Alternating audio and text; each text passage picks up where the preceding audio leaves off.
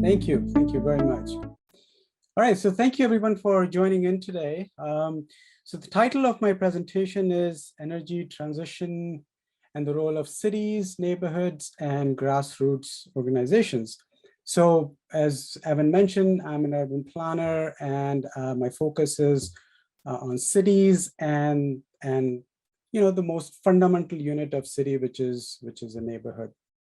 I want to acknowledge the contributions from my current and past postdoctoral fellows, Nilakshi Joshi and Nilusha Velagadara. Nilusha is still with us, and she is on this Zoom call. So what I'm going to be doing, I'm going to be summarizing multiple studies that we have done so far, and multiple papers we have published. So I'll start off with the city and the role of the city. As you probably know, that cities in Canada control half of the total greenhouse gas emissions. So as you can imagine, they are important partners for developing and implementing solutions for transitioning to a low carbon pathway.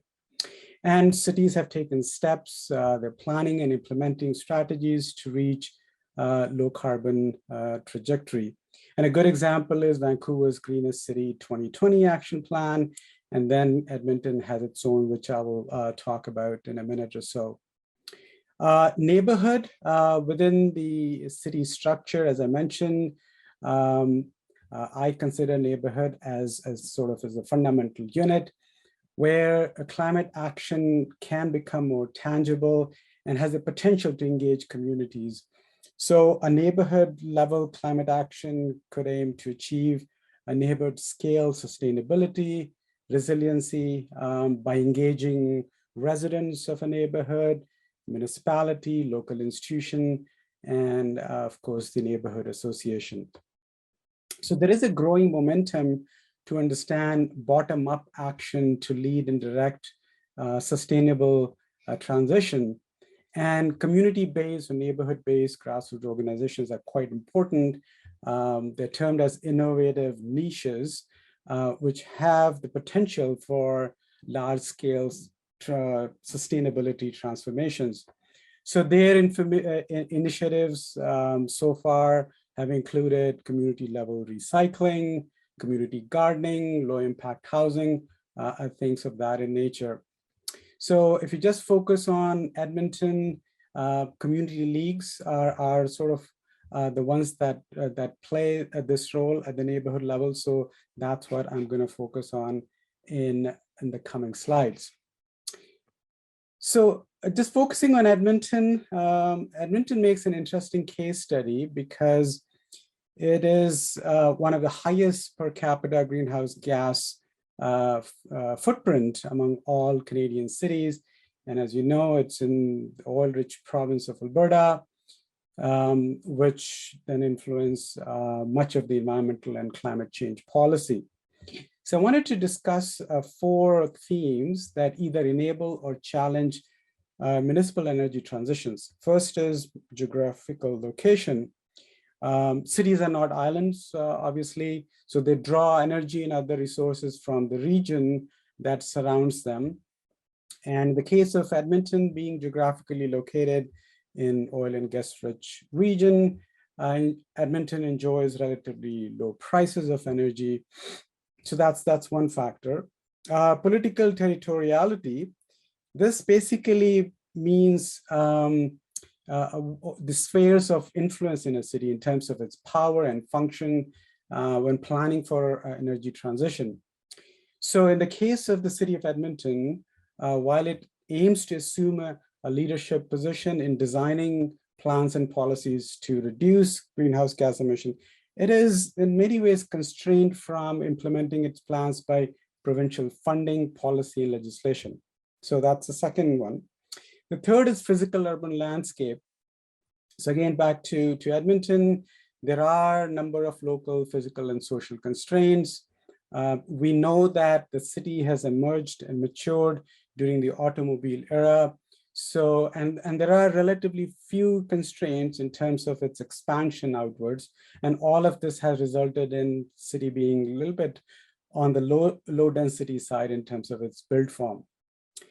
The last theme is social embeddedness, which basically means the regions that have matured around cheap and accessible and rich sources of energy. And literature talks about that as a petroculture of energy consumption. So if you look at just the city of Edmonton, and from 1975 to 2015, the residential area per family has doubled. Car ownership is still at about 75%, despite the expansion of urban public transit infrastructure.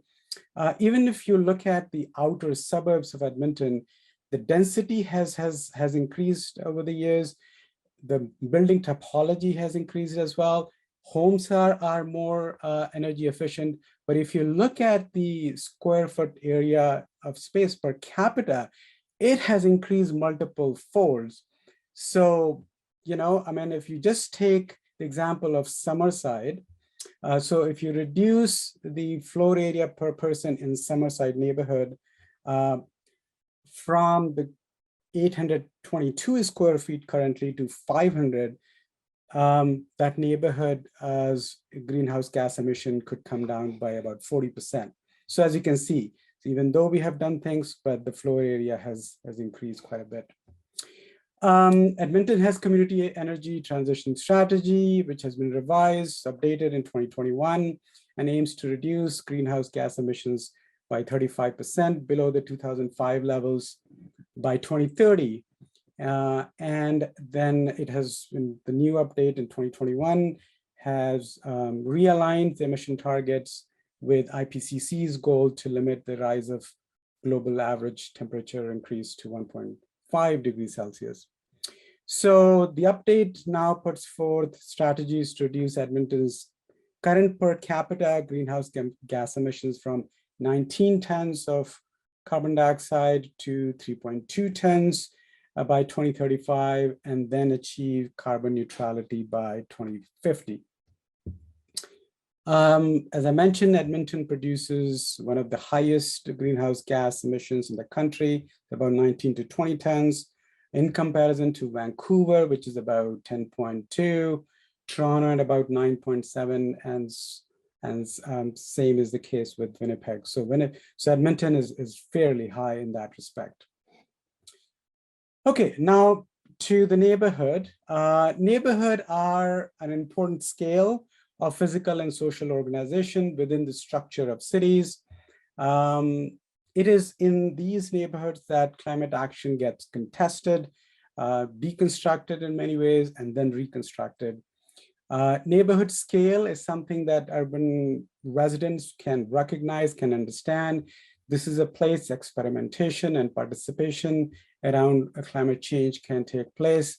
And what is important about neighborhood is that it shifts the focus from individual or the state to take action on climate action to the community. So that is the key part about the neighborhood.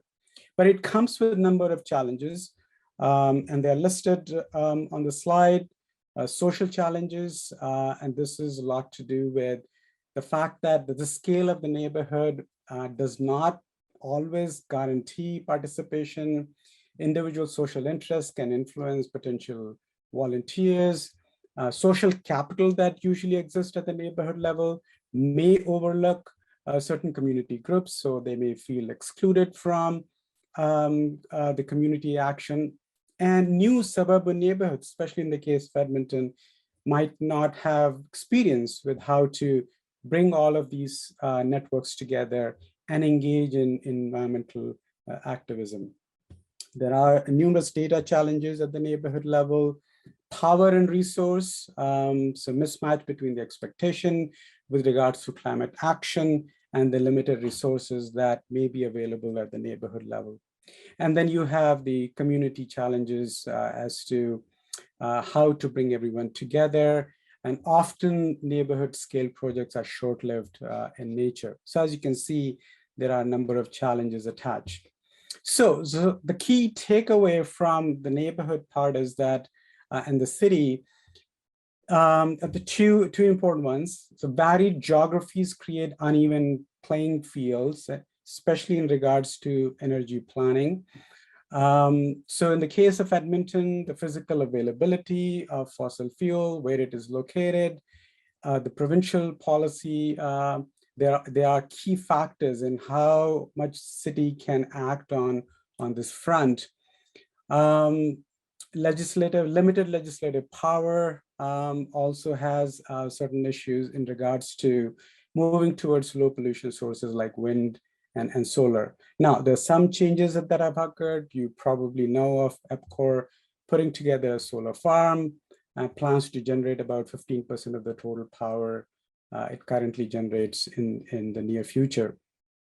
The second challenge is the varied resource across and between niches, regimes, and landscape objectives for energy transition. And basically, it's about multi-level governance framework that affect the transition trajectory. So in the case of Edmonton, the concentration of legislative financial power at the provincial level, the mismatch between the provincial ambition and the city's ambition can create dissonance in move towards the energy transition. So what has City of Edmonton done thus far and navigate this sort of this area? First is education campaign. It has launched to combat the impacts of the high consumption lifestyles and such. The second strategy is the City of Edmonton to present sustainable living as desirable by creating a proof of concept. So Blatchford is a good example where city is putting all its effort in creating net zero community. All right, so now moving to community organizations. So there are a few slides I will run through fairly quickly within the time that's allocated. So two questions that I'm trying to answer here. What are the role of community organizations in energy transition?